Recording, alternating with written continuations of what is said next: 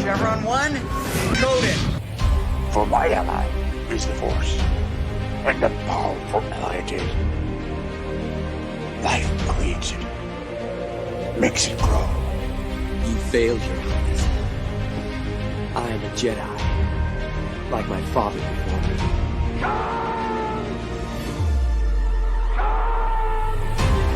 Cry hammer, and let's set the dogs of war. Chevron 2 is coded. Conan, what is best in life? Crush your enemies, see them driven before you, to hear the lamentation of your women. It's all in the reflexes. I'll also say that you're heavy into martial arts, Tai Chi and all that, killer stuff. I suppose we have to register you as a lethal weapon. Chevron 3 encoded. And somebody ought to belt you in the mouth. But I won't. I won't. The hell I will. Chevron 4 encoded. Do you expect me to talk? No, Mr. Bond, I expect you to die. Chevron 5 encoded. You take the blue pill. The story ends.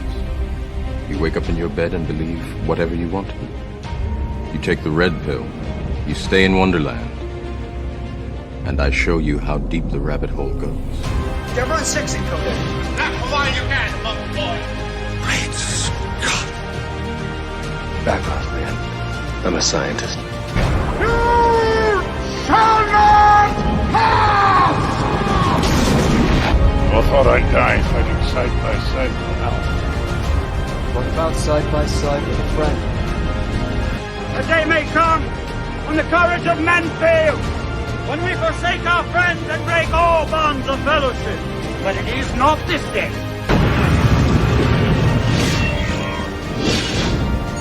Chevron 7 is locked.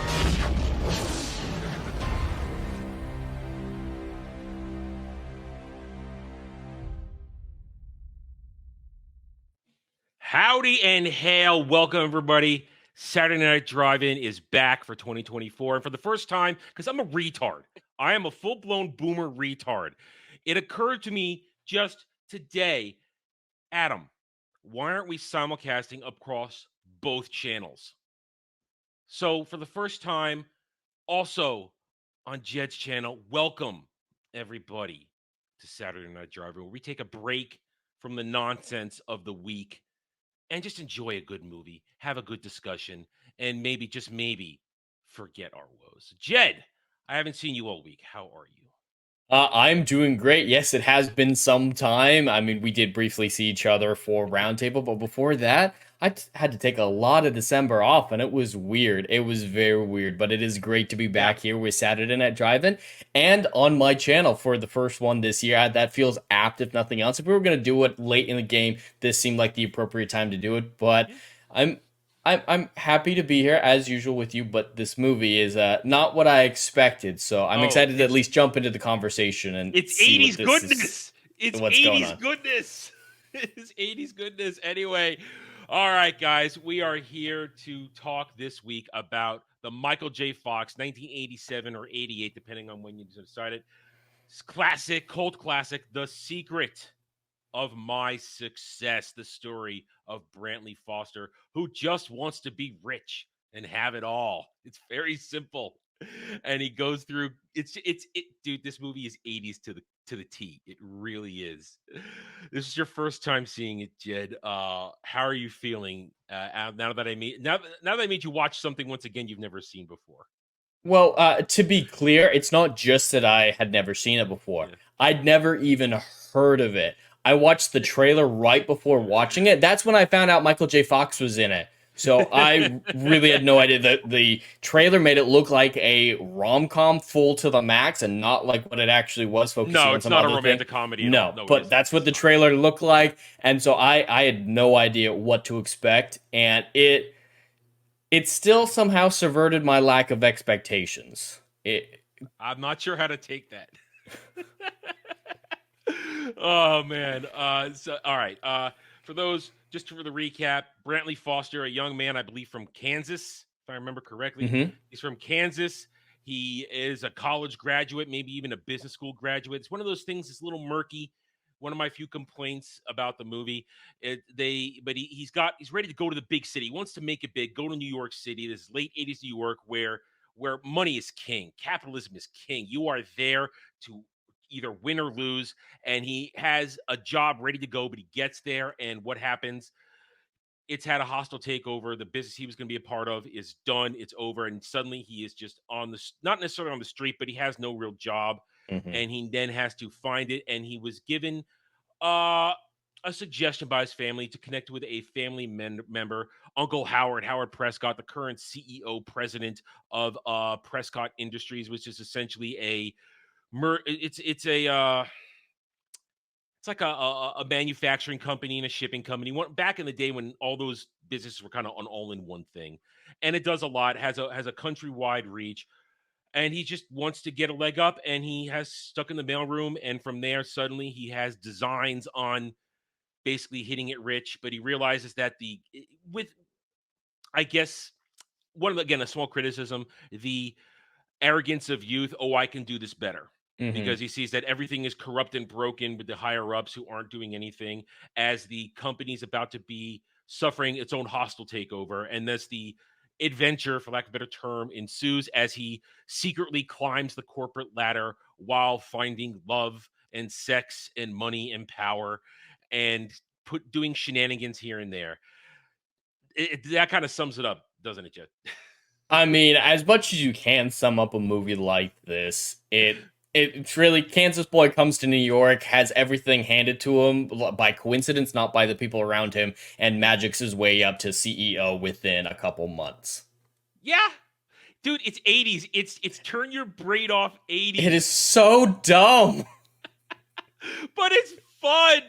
It's dumb fun because Michael J. Fox puts on a Michael J. Fox performance.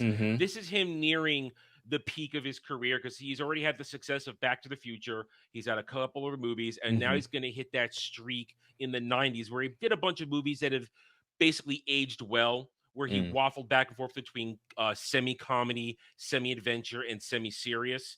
And this was one of those bridge movies that, while not having a mega cast, didn't propel him, it kept him on his steady course of his career. Because again, he had Back to the Future, he was coming off Family Ties, he had a lot of success, and people liked Michael J. Fox, and that's why they went to see this movie and enjoy it most of the time.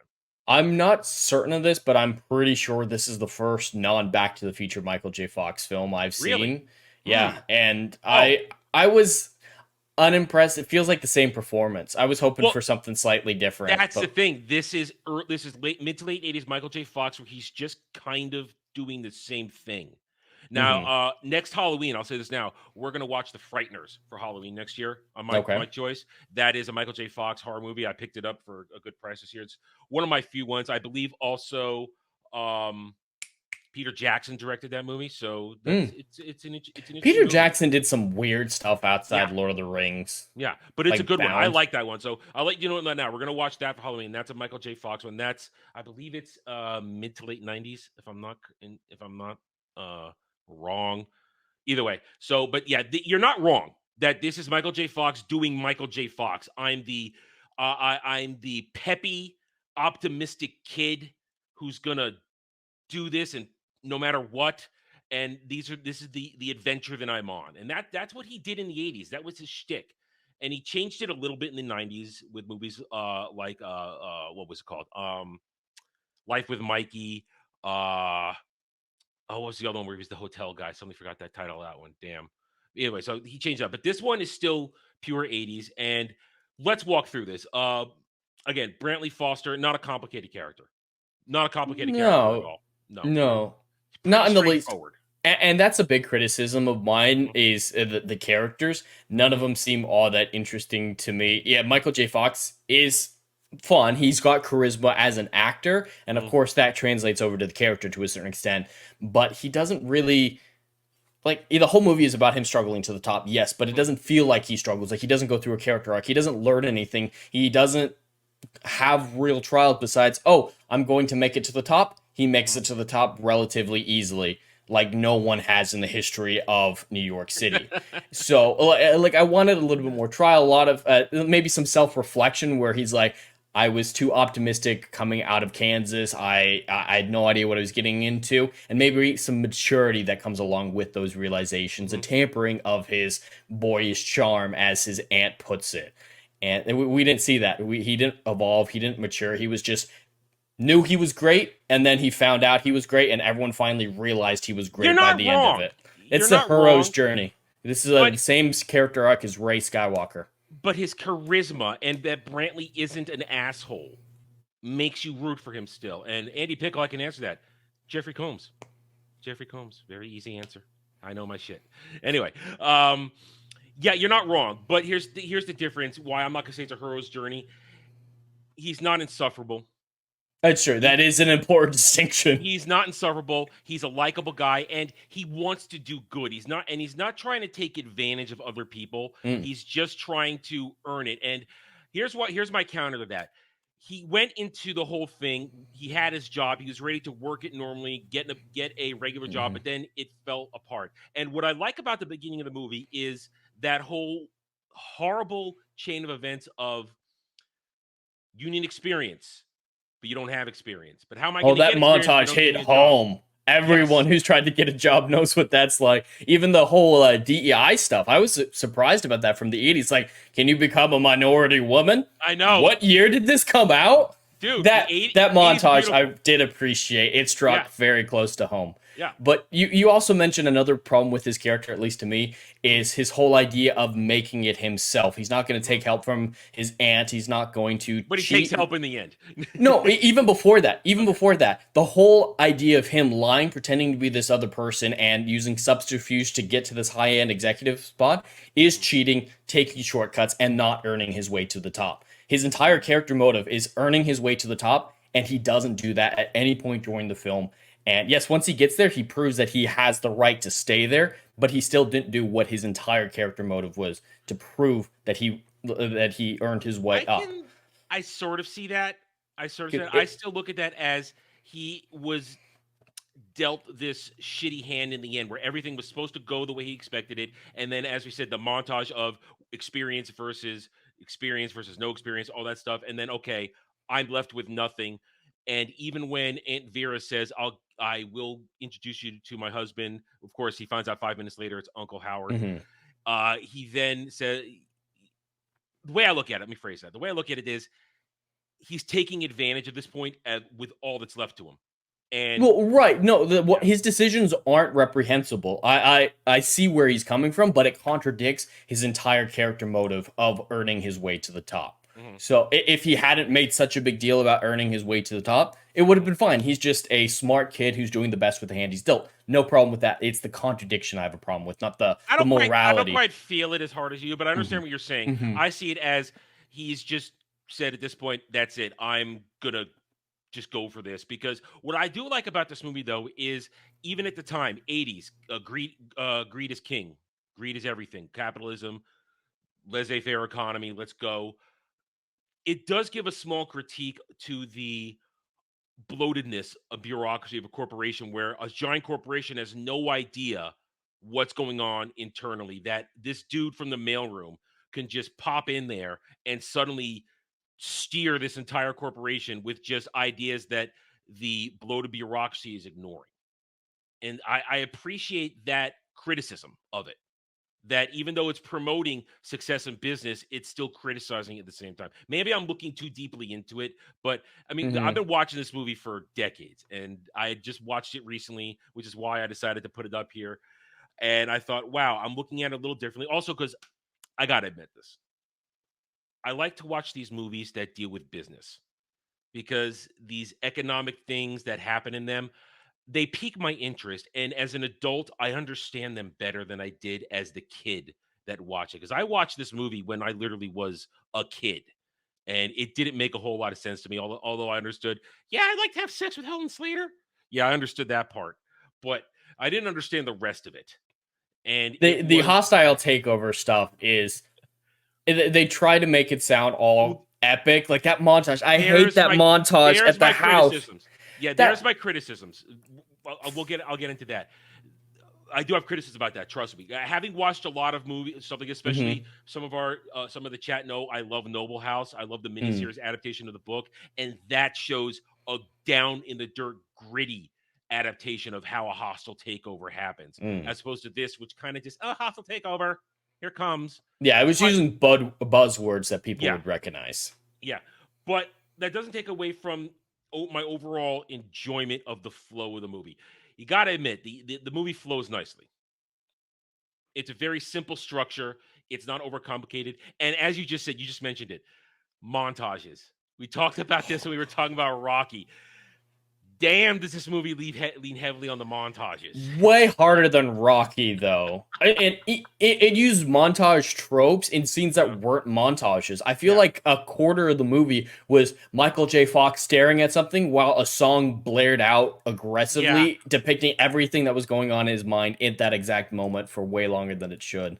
And there is one of my few faults. The montages are misplaced, and oftentimes it reuses scenes we already saw. It's like, why are we seeing this scene again?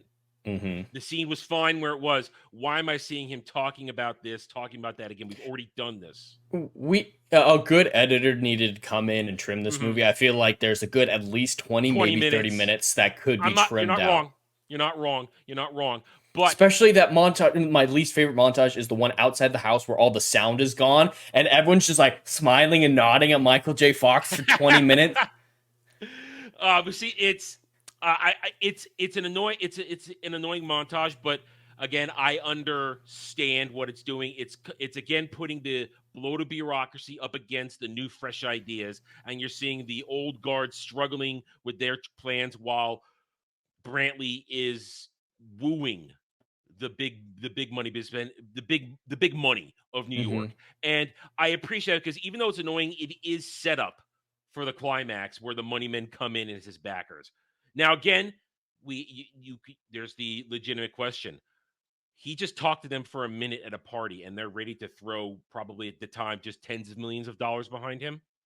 At least, because they had to get a controlling share of the rival company's stock. That's got to be a godless amount of money. And they did mention that it was partially due to the reputation of the daughter, Vera's reputation as the daughter of the founder that led them to make that decision. But they're still investing in a guy who they met at a party who had some nice words. Yeah. But here's the thing. Here's why this movie is still charming, because I'm still okay with it. I'm still okay with all of it because, again, Brantley Foster, Michael J. Fox gives a Michael J. Fox 1980s performance where I'm rooting for him. Even though every other character in the movie kind of sucks. Every one of them. Except the parents. The parents were fine. Oh, that's the parents. We don't count that. They're not even a supporting character. Yeah, they're a flashback. They're a flashback.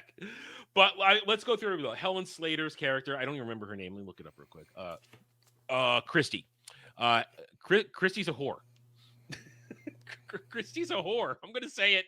And I like this movie, but we're being honest and objective here. Christy's and Michael calls him out on it. Yeah. He really calls her out on the sleeping around. It's like, oh, you're just going to go to a new company and sleep your way to the top. Yep. But just think about calling back Michael character calling back to his parents and say, oh yeah, I took over my uncle's company, left him destitute, slept with his wife, made her the CEO, slept with his mistress, gonna marry her.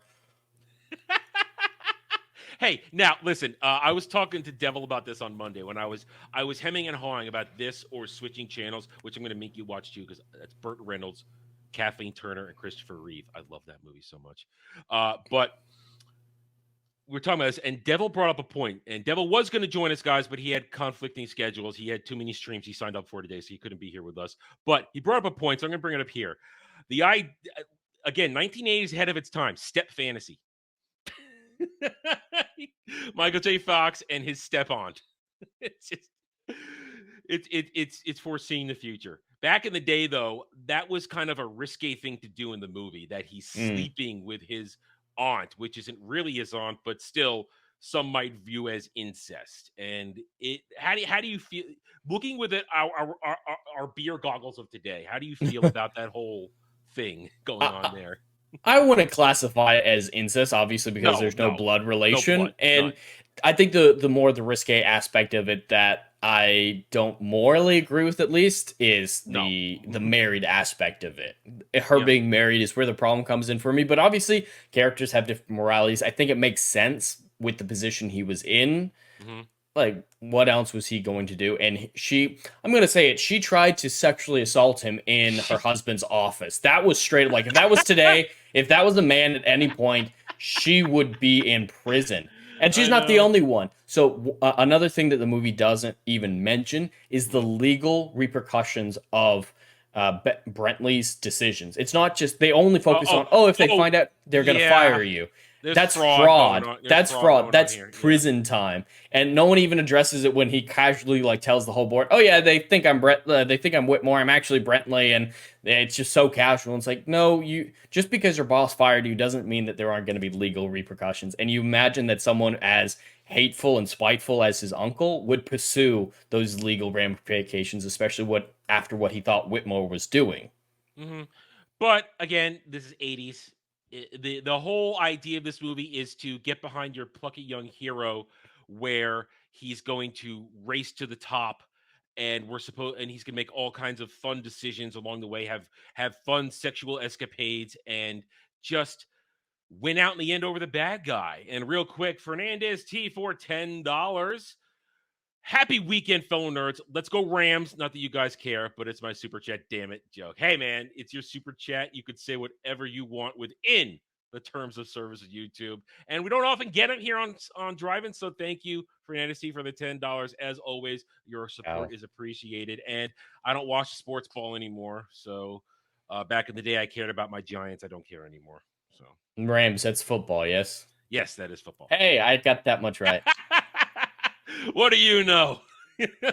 I used to be a sports nerd. I'm not anymore. I used to be into basketball, football, baseball. I used to be into all of it, but that was literally a decade or more ago. I gave it all up with the stuff like that. But hail Fernandez, thank you again. Anyway,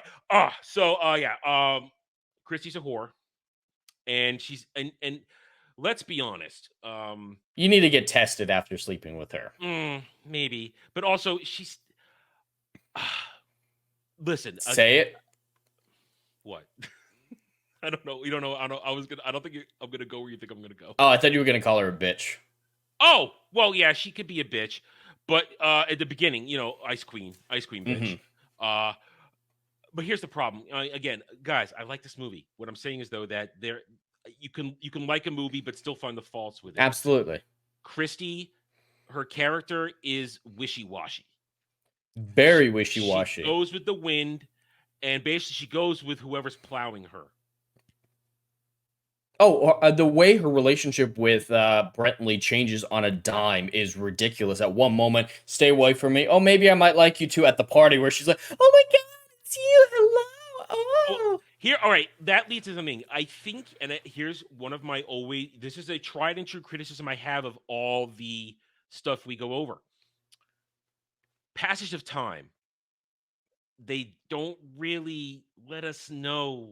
Oh, this could be a month. This could be 2 years. I mean, and I wouldn't say years. I figure weeks to months, it feels like, but they don't quantify it enough for me. That's one of my real few annoyances. That, I mean, I'm giving that's a drawback of montages. Is often it's difficult to tell the passage of time, and I think it's important to see how long it took him.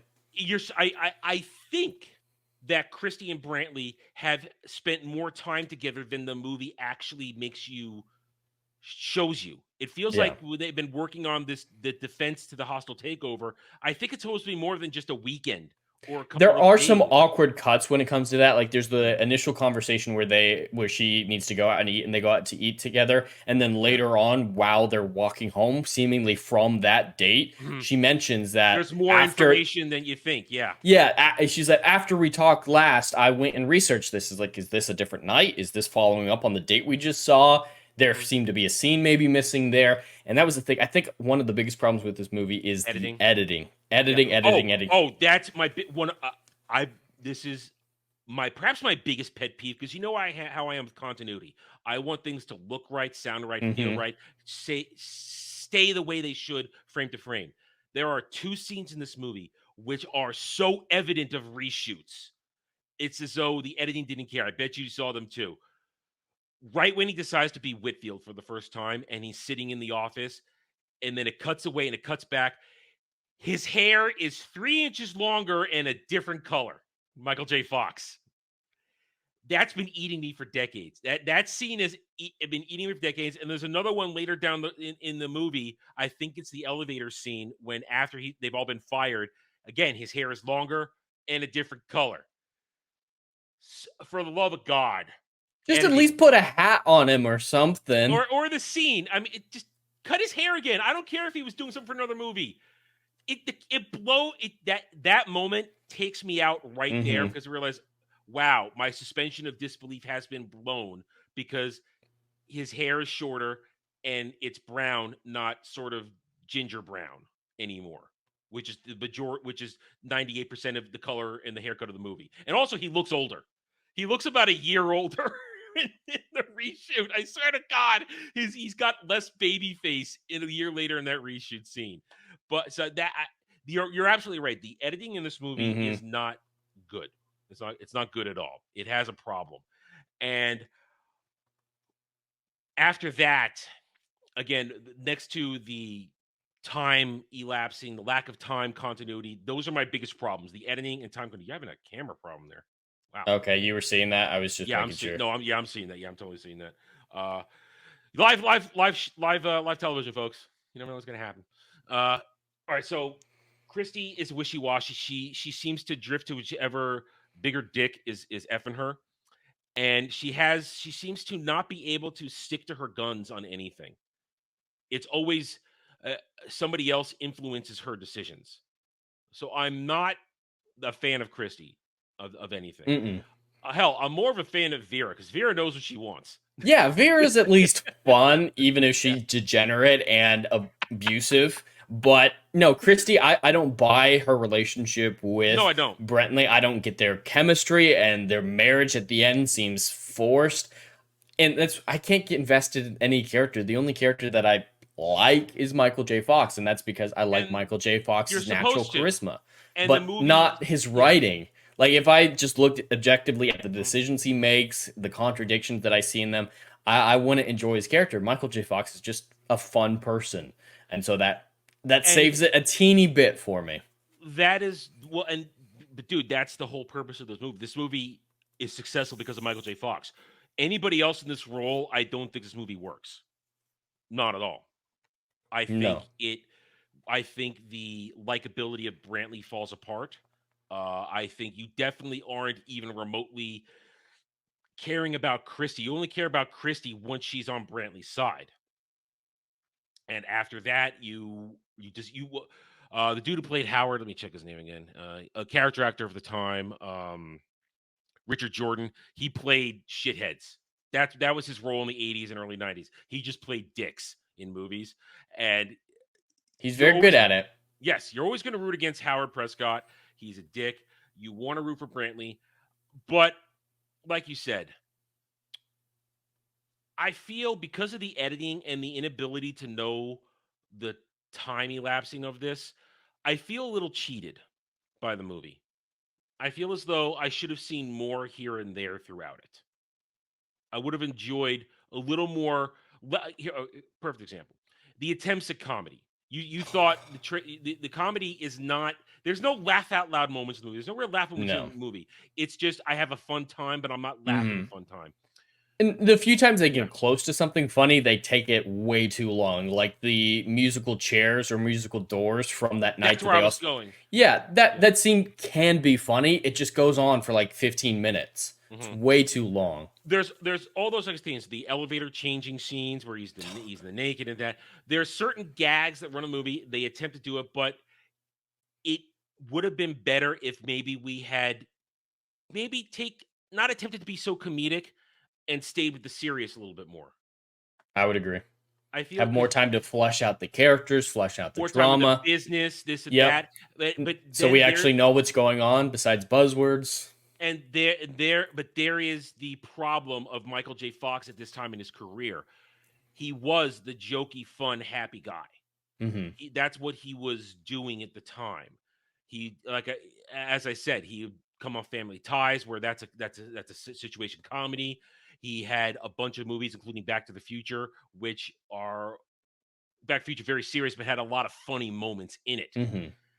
Here he is now, full on leading. I mean, let's also be honest. Back to the Future, Christopher Lloyd is as much the star of that movie as Oh, absolutely.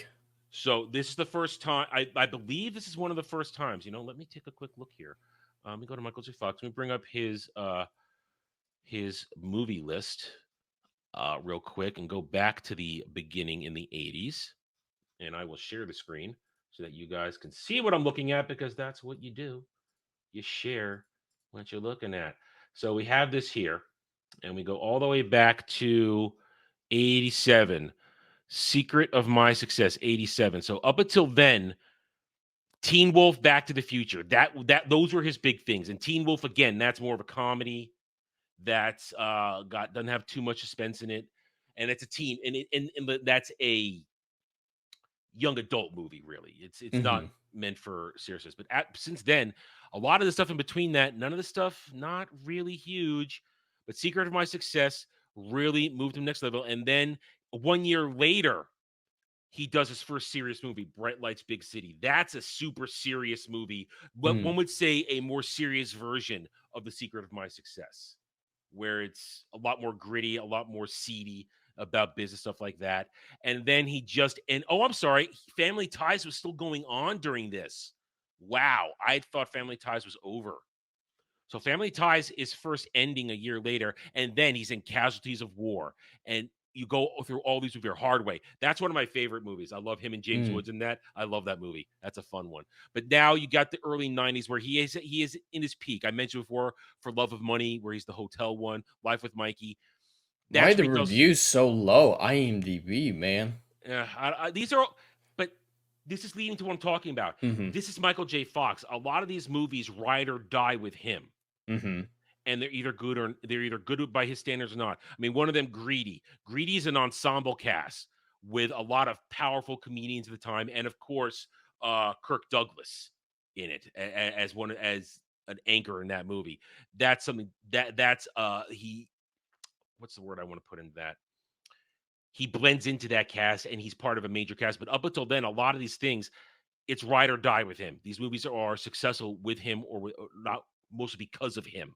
And this was the movie where they played on his comedic stuff, his soul thing. That's what he was known for. He doesn't start to do serious stuff until a year later with Bright Lights, Big City. So to the whole point of that is they leaned into it with this one. And I think they forced, I think they forced the comedy situation into this where it didn't need to be. And somebody I think realized a year later with Bright Lights, Big City, hey, let's take the idea of Secret of My Success and let's do it serious this time. I've only seen that movie maybe twice in my life, and a long ass time ago, so don't quote me on that. But I remember it being a more serious version of this with a lot more risque ideas and this and that in terms of failures and success in business and the corruption that big business can turn in your personal life. Like, that's what I think the premise of Bright Lights, Big City is. Somebody can correct me if I'm wrong on that. I think they leaned in too far, and I think that's why you're bothered by this. Again, that it's you see what this movie could have been.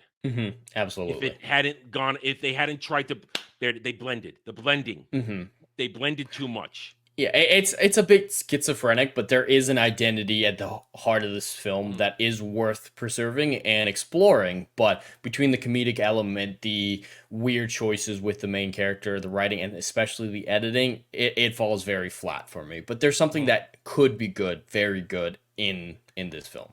But it's essentially what it is a classic feel-good 80s movie where you go in, you have a hero. He's up against essentially a villain, and he's going to work his way to victory. It's a mini hero's journey without complication, for lack of a better term.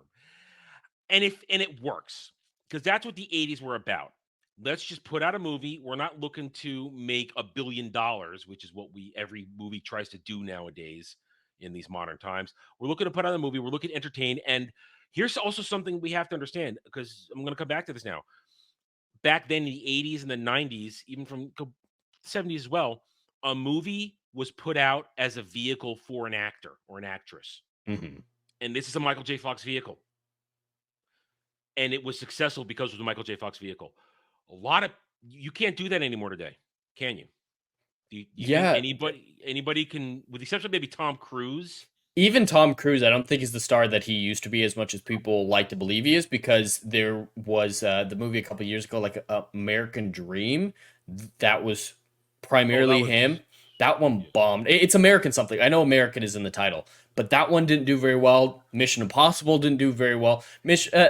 Tom Cruise, I love Tom Cruise. Yeah. And yes, there are extenuating circumstances. I love the Mission Tom Impossible Cruise, thing, that's a different discussion. Yeah. Outside of some of his more major roles like Top Gun Maverick, which is extraordinary, and Mission Impossible, he doesn't have the same weight he used to. I do believe that the death of movie stars is very much a thing that occurred. And it is.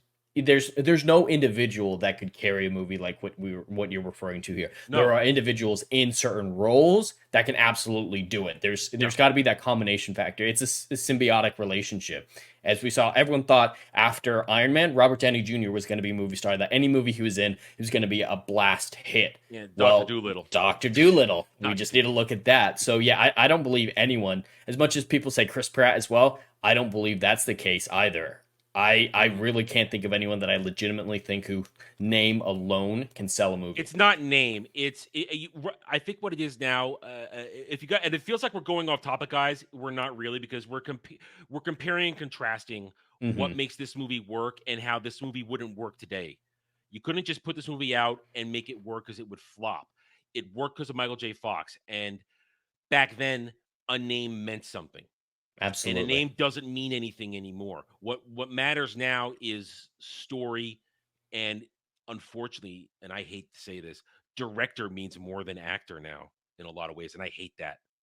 I hate that because I don't have a lot of respect for directors. So. I like the transition to the creative people over the actors. I wish it were writers the most, because they're the ones who create the story. They're the ones who make movie stars who they are, and directors have a large part of making that possible. So I'm okay with the transition to them, but I wish it would ultimately be with writers, because no movie star is a movie star without talented writers giving them good material. Oh, well, look, as you bring up Robin Williams, he was a once in a lifetime talent. He could do both so well. Like one of my favorite movies, Good Will Hunting. Yeah, which we've reviewed. We have. Check it out, guys. Check the playlist. It's there. It's there. It's on playlist. Of course, it's the playlist. I'm tired. I was up late last night playing video games. But yeah, so I agree with you. I would like it that writers get more credit than directors, because a director may shape a movie, but without a writer, you don't have a movie. And without a writer, an actor can't even begin to create the character, because the writer needs to infuse it, needs to give it life, or needs to give it soul, and then the actor or actress gives it life. And what you had here with Secret of My Success is Michael J. Fox working with very little and putting himself into it, or at the very least, his movie persona that he's been doing for the past several years between television and movies. That is why it works. And you go through this whole movie, whether it's Act 1, everything's falling apart, he's just trying to get by. Act 2, where he has wormed his way into the corner office, I guess. And that's not a corner office. We'll just say middle management, executive management. He's wormed his way in there, and you are enjoying it because Michael J. Fox is putting on a charismatic performance as a guy who's dodging left and right, making sure he's putting on a show that he's smarter than the boomers that are in charge. And then he's overcoming the adversity that comes his way. He's winning the heart of the girl he has affection for. He's still getting it on with his lusty step-aunt. And at the same time, he sees the trouble coming, yet he can't avert it. And that's where I think you could say the hero's journey does sort of happen, where he does suffer the fall because he can't avoid the ultimate fate of getting caught. Now, Jed, you were critical of it, and I think you are rightly critical of the fact that the way he gets out of it is a little weak. It's very weak and contrived. And contrived. It's just a weekend talking with a bunch of big money guys at a party in the where are they? I guess it's northern. A Litchbrook or a Litchfield. Is that upstate New York? I guess. I'm guessing it's got to be close to the city, like a couple hours. Maybe it's Long Island. I don't think it's Long Island. No. I don't know. I lived on Long Island, but I was 5, so I don't remember much. It's close to the. Yeah. It's close to Manhattan. It's an hour. At least a couple hours. Yeah. It's within driving distance because he took her back there and back before she jumped his bones. Funny thing, when I was a kid and my let's say my perception wasn't as keen, I didn't catch that you can see them wearing the flesh tone underwear underwater. So really? Yeah, there's no dangly bits. I figured I didn't catch the. Hey, listen, when I was a young man, that scene was pretty titillating to me. Because hey, listen, there was no Skinamax yet, or I was too young to have Skinamax, and I'm first understanding I like what I'm seeing. You know, ladies being sexy and this and that, and her bathing suits come off. And when I was a kid, I'm trying to see anything I can at that point. And when I was rewatching it for a show this week, I realized, oh damn, I see the flesh colored bathing suits and underwear. Okay. Little kid me would be very disappointed. There was nothing to see. Then again, you get a full shot of Michael J. Fox's lower half, and I don't need to see his twig and berries. I didn't need to see that, so I'm glad he was wearing flesh-colored bathing suit. But what I'm saying is, you are attached to everything he's going to, and even though the weakness of the overall plot at the end of he just won them over at a conversation, you're still the hero has found a way. And it works because it's 80s and it's light. And it's the point. This movie's not meant to be deep. I think that's the saving grace of it for me. It's not meant to be deep. It's surface level to the ultimate surface level. It has minor setups and payoffs. And you leave with a smile on your face. At least I always leave with a smile on my face. And here's one more little thing that I love. SUCCESS. That's the way you spell success. When you're in grade school and you're trying to spell, that worked for me. I don't remember all my life. That is how I remember to spell success. SUCCESS. That's the way you spell success. Cheesy as hell, but that has a special place for me because it got me through many a avoided spelling error growing up. All right. I think I've said all I can say. Jen, do you want to add anything else to this? Because again, these are these service level movies. There's not a lot of depth to this, so. But I still love your opinion on this because I know you like depth. And when I give you these shallow movies, I love to see your reaction because this isn't gotta say, it's not a hateful movie. There's nothing to hate about it. No, I definitely don't hate it. Yeah. I just, my smile at the end was more a smile of bewilderment. Like, what did I just watch type smile. But yes, of course, I do have a preference for more thoughtful movies, a little bit deeper movies. If I feel mentally satisfied after watching a movie, I consider that a great movie. But of course, there's going to be a place for movies like this. They shouldn't be rated as high as well thought out movies. I don't believe that, it's supposed to be dumb is an excuse to wipe away all criticism. But there's 100% a place for movies like this in cinema that might not appeal to me, but of course appeal to plenty other people. So it's just not for me at the end of the day. I have the perfect definition. This is a safe movie. Mm-hmm. It's a movie, and when I watched it a week ago, I put it on while I was grinding playing a video game. It was company. It's safe. It's not offensive. Michael J. Fox is fun to watch, and you have a genuine, regular good time. You're not blown away. This movie doesn't blow anybody away, but it's a regular good time where you put this movie in, and you know you're not going to feel miserable. At least I'm not. I don't think people are going to feel miserable. Not miserable. Yeah, I'm not miserable. And again, God, I'm saying again too much. I need to stop the verbal tick. You're using again? Again. I'm noticing my verbal ticks as we start in 2024. I'm trying to eliminate them. I'm writing again for my new book, and I've started to notice some things that I used to regularly. The writing verbal ticks are the worst, especially when you go through and edit. You realize, oh shit, I did it. That's what editing's for, though. That's what editing is for. How many times did I say that? How many times did I say just? How many times did I say now? That was the one today, just as the one that bit me in the ass today. It's like, That's I feel the like I one. just said that one, so I searched, and it's like 50 times. I'm like, I'm almost 20,000 words in, so 50 times isn't that bad, but that's way more than I thought it was. See, I edit by chapter when I do stuff. So am I. Yeah, but when I'm reading it and when I realize that happens, it's oh shit, I did it again. But editing is your friend, and this movie, as we agreed, could have served with better editing. Could have served some, especially continuity editing. It could have served with little more focus on the actual serious business stuff than the forced comedy. And it would have helped if the other characters, with the exception of Mailroom Buddy's fine. He's a got your back bro. He's a got your back bro, which is true. But his rise to the top, I don't think is warranted. He doesn't. I don't think he has a rise to the top. I think he's her boy toy at the end. I think that's all he is. True, but his whole thing is, I hate suits. They're evil. And by the end, he's wearing a suit and acting all posh and fancy. Greed is king. Greed is good. Greed is good.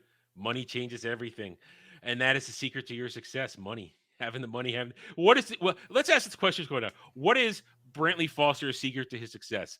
Having his aunt who knew a bunch of business dudes who would back him. It's who you know, not what you know. And it's who you blow. Well, who's blowing you? Because she was blowing you. Anyway, There you go, guys. Secret of my success. There's no real soundtrack to speak of. It was 80s stuff, 80s pop music thrown in there. And a little jokey comedy music, nothing to speak of. Anyway, all right, it was my week. Therefore, I get to grade it first. I've already laid out everything just now. So I'm going to give it a flat 7 out of 10 because it is entertaining. It is safe. It is not, it's not offensive. And it is simple fun, which is something, as Jed pointed out, modern day movies have lost. They've lost that category of simple fun that you can watch. There's no agenda in this, not really. It's just business. And that's what the 80s was about, business. And they made movies about that stuff. So 7 out of 10. Jed, I have a feeling you're going to be lower than me. It's definitely going to be a lower score for me. So I've kind of said my piece on it. It's just not a type of movie for me. I don't believe that being fun or good at what it is, which is being an empty escapist film, is necessarily enough to warrant a higher score than what it is. Of course, it still has a place. Still, of course, it can be highly enjoyable subjectively, but I think it more warrants a 4 out of 10. Oh, wow. Okay. But again, this is going to happen because remember, I'm an old man. Jed isn't. There's going to come times where I want to watch something from the 80s that he hasn't seen before. Hell, he just saw Alien for the first time. And that had the other reaction, though. I've watched it 10 times now. Yeah, that's a different, but then again, different type of movie. Completely very different type of movie. This is a very light, not serious movie where you're just supposed to, and that's right. All right, Jed, what we got coming up next week? It's your choice. All right, so continuing the 70s sci-fi trend, started with Alien. We're going to be watching a movie that I actually just watched the novelization for in preparation for this. We're going to be watching the 70s sci-fi Disney, I don't know if you call it cult classic. Cult a lot classic. Of people, it's a cult classic. Cult classic, The Black Hole. I've had a lot of people tell me to watch it. I haven't seen it yet. I have read the book, though, so I'm excited to see what it is. I really don't know what to expect because the end of the book was weird. I'm wondering if the movie has The end of the movie is weird. Okay, then it's probably the same ending. The physics makes no sense. That sounds about right. And guys, it's been 30 years since I've seen Black Hole, so I might as well be watching it for the first time again. You watched it in theaters? No, not that old. Dude, it's my birthday next week. I'm feeling old enough as it is. Don't do this to me. Sorry to kick you while you're down. I am down. Anyway, yeah, all right. So Black Hole next week. It should be a good one. We hope you enjoyed it, guys. If you had a good time watching now live or on the replay on both our channels, which will be simulcast going forward all the way, hit that like button. Check out our channel. Subscribe. Links in the descriptions below. We will see you next time. Until then, guys, take it easy. Have a good night or day wherever you may be.